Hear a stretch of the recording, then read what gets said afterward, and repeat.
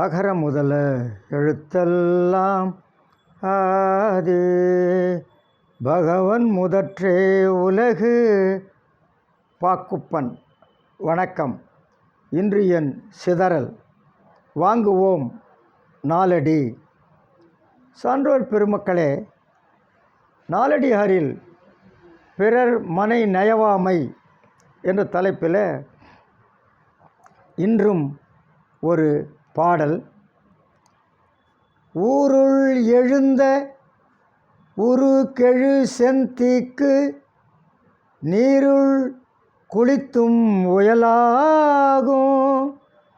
நீருள் குளிப்பினும் காமம் சுடுமே, குன்றேறி ஒளிப்பினும் காமம் சுடும்.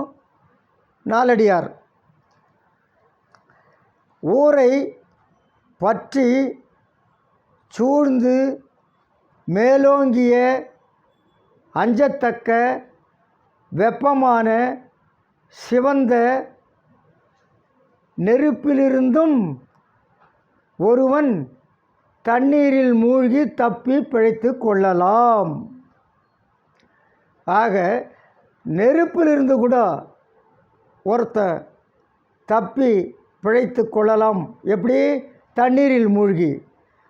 நெருப்பிலிருந்து கூட ஒருவன் தண்ணீரில் மூழ்கி தப்பி பிழைத்து கொள்ளலாம். ஆனால் காமமாகிய நெருப்போ தண்ணீரில் மூழ்கினாலும் தணியாது சுடும். தண்ணியில் உள்ளே போயிட்டிங்கன்னா நெருப்பு சுடாது. நெருப்பு வந்துச்சுன்னா அது அணைஞ்சிடும். தண்ணீரில் மூழ்கினால் நெருப்பு சுடாது.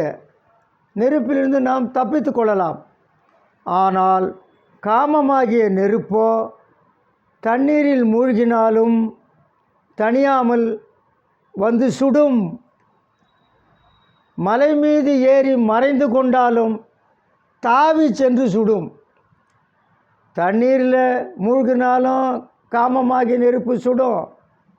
மலை மேலே ஓடி போய் எங்கன்னா ஒரு மூலையில் மலை உச்சியில் மறைஞ்சிக்கிட்டாலும் ஒளிந்து கொண்டாலும் காமம் சுடும். ஆக காமம் நெருப்பை விட கொடியது. நெருப்பை விட கொடியது.